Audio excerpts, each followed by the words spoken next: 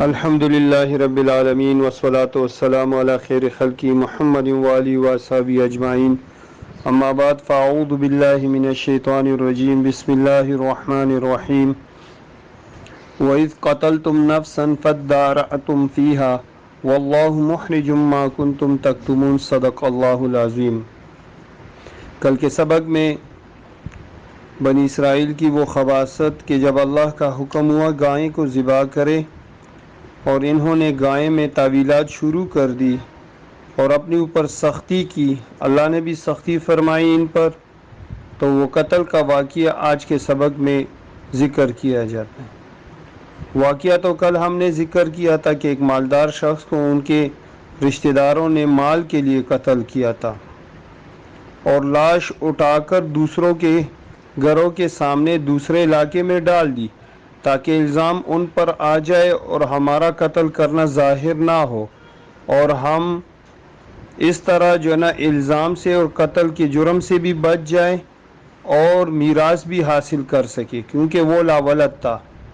اور شریعت میں تو یہ بات ہے کہ جو انسان قاتل ہوتا ہے وہ مقتول کی میراث سے محروم رہتا ہے، چنانچہ یہ فیصلہ موسیٰ علیہ السلام کے پاس لے آئے تاکہ بات ظاہر ہو جائے۔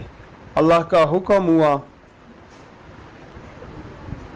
کہ گائے کو ذبح کرے۔ جب انہوں نے گائے کو ذبح کیا، اللہ جل شانہ بھی وہ واقعہ یاد دلاتے ہیں۔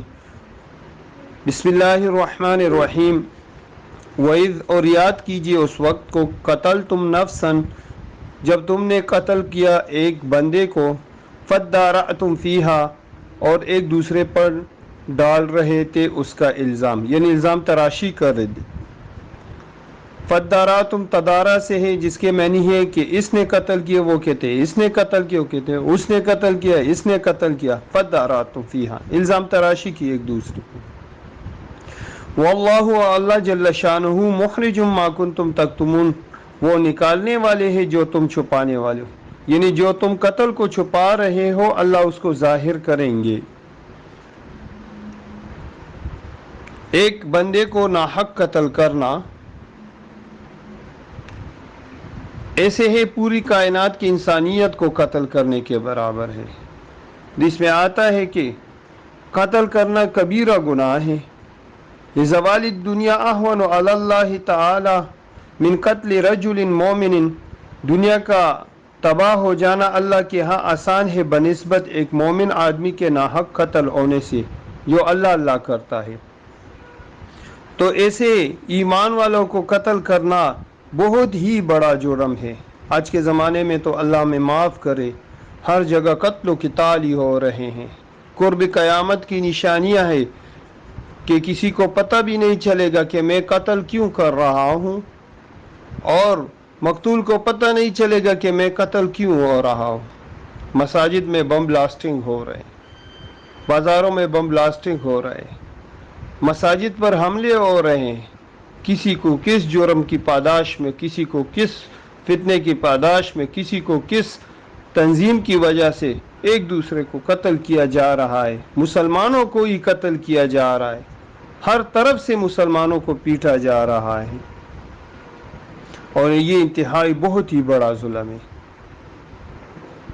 تو اللہ جل شانہ نے فرمایا واللہ مخرج ما کنتم تکتمون، اللہ نکالنے والے ہیں وہ جو تم چھپاتے ہو۔ فقلنا، ہاں جب گائیں ذبح کی ان لوگوں نے کل کی سبق میں، فذبحوها وما كادوا يفعلون، تو وہاں پر انہوں نے گائیں ذبح کی تھی تو اللہ فرماتے فقلنا، ہم نے کہا ان سے، اضربوه ببعضها، اس مردے کو مارو اس کے بعضی حصے کے ساتھ، گائیں کا ایک حصہ لے کر مردے کے ساتھ اس کو مارو۔ وہ حصہ کون سا تھا؟ مفسرین نے لکھا ہے کہ اس گائے کی زبان تھی، بعض نے دل کا ہے، بعض نے جگر کا ہے، بعض نے دم کا بھی کہا ہے۔ جس طرح بٹن کو دبانے سے بلب آن ہوتا ہے، پنکھا چلنا شروع ہو جاتا ہے، تو بس جو بھی حصہ تھا اللہ کے علم میں ہے وہ انہوں نے اٹھا کے اس مردے کو لگایا، اور مردے کو لگانے کے ساتھ ہی مردہ زندہ ہو گیا، اور اس نے بتا دیا کہ یہ فلاں فلاں جو ہے نا میرا قاتل ہے۔ تو قصاص میں پھر وہ قتل کیے گئے اور وہ لوگ میراث سے بھی محروم ہو گئے۔ تو اللہ جل شانہ نے فرمایا کہ بعض ایسے سے بعض کو مار دو، کذالک اسی طرح یحیی اللہ الموتا، اللہ جل شانہ مردوں کو بھی زندہ کریں گے۔ یہاں سے ایک مسئلہ اور آتا ہے، احیاء الموتا، مردوں کو زندہ کرنا۔ موسیٰ علیہ السلام کی قوم میں تو 2 مرتبہ ہوا، پہلے 70 سردار جو ان کے ساتھ گئے تھے تو فَأَخَذَتْهُمُ الصَّاعِقَةُ، اس کو چیخ آواز نے پکڑا تھا، بجلی نے پکڑا تھا، سب مر گئے تھے، اللہ نے ان کو زندہ کیا، ابھی اس مردے کو زندہ کیا۔ اللہ فرماتے کذالک یحیی اللہ الموتا، اسی طرح اللہ مردوں کو بھی زندہ کریں گے۔ نبی علیہ الصلوۃ والسلام کے زمانے کے مشرکین وہ بعض بعد الموت کے انکاری تھے، وہ مرنے کے بعد دوبارہ جی اٹھنے سے، زندہ ہونے سے انکاری تھے، تو اللہ جل شانہ نے ان کو بھی یہاں پر اشارہ فرما دیا کہ دیکھیں جس طرح اللہ نے ان کو دنیا میں زندہ کیا، آخرت میں پھر بھی زندہ کریں گے۔ وَيُرِيكُمْ، اور اللہ دکھلاتے ہیں آپ کو آیاتی ہی اپنی نشانیاں، لعلکم تعقلون، تاکہ تم سمجھو۔ ثم قست قلوبکم، پھر تمہارے دل سخت ہو گئے، من بعد ذالک، اس کے بعد، فہیا، تو یہ دل ہو گئے، کالحجارۃ، پتھر کی طرح، او اشد قسوہ، یا سختی میں پتھر سے بھی زیادہ۔ انسان کا دل وہ گوشت کا ہے، نرم ہے، لیکن جب انسان میں حیوانیت آ جاتی ہے اور ظلم اور بربریت پر آ جاتا ہے تو انسان حیوان سے بڑھ کر ہوتا ہے۔ اولئک کالانعام بل ہم اضل، انسان جو ہے نا یہ جانور ہے، بلکہ جانور سے بھی گرا پڑا ہے، اس سے بھی بدتر ہے۔ تو ان کے دل سخت ہو گئے، بلکہ پتھر کی طرف، بلکہ پتھر سے بھی زیادہ سخت ہو گئے۔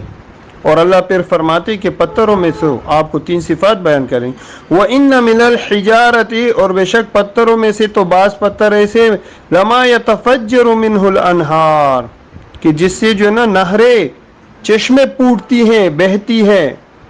بعض انسان ایسے ہوتے ہیں جو اللہ کے قرب میں، اللہ کی محبت میں، ان کے دلوں سے جو ہے نا کیا ہوتا ہے، نور کے چشمے نکلتے ہیں، ایسے بھی ہیں۔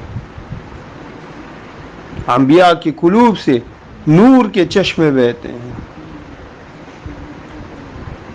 انسان کا دل جب نرم ہوتا ہے، اس کی آنکھوں سے اللہ کے خوف سے اور اللہ کی محبت کی شوق میں چشمے بہتے ہیں۔ وَإِنَّ مِنْهَا لَمَا يَشَّقَّقُ، اور بے شک پتھروں میں سے بعض ایسے جو پٹ جاتے، فَيَخْرُجُ مِنْهُ الْمَاءُ، اس سے پانی نکلتا ہے۔ تو بعض آنکھوں سے جو ہے نا وہ آنسو بہتے ہیں اللہ کے ڈر کی وجہ سے، محبت کی وجہ سے۔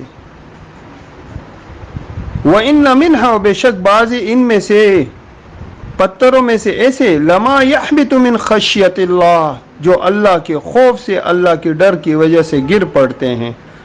آپ نے لینڈ سلائڈنگ وغیرہ دیکھی ہے کہ پتھر وہ پہاڑوں سے ایسی لڑک جاتے ہیں اور گر پڑتے ہیں۔ اسی طرح بعض انسان اللہ جل شانہ کا کلام سنتے ہی ان کے اوپر خشیت اور خوف اتنی طاری ہو جاتی، بے ہوش ہو کر گر جاتے ہیں۔ وَمَا اللَّهُ بِغَافِلٍ، اور اللہ جل شانہ نہیں ہے، غافل کا ترجمہ تو ہم اللہ کے لیے نہیں کر سکتے، بے خبر کا ترجمہ کریں گے۔ وَمَا اللَّهُ بِغَافِلٍ، اور اللہ بے خبر نہیں ہے، عَمَّا، ان اعمال سے، تعملون، جو تم کرتے ہو۔ اَفَتَطْمَعُونَ، آیا تم توقع رکھتے ہو، آیا تم طمع کرتے ہو، اَيُؤْمِنُ لَكُمْ، کہ وہ تمہاری بات پر یقین کر لیں گے۔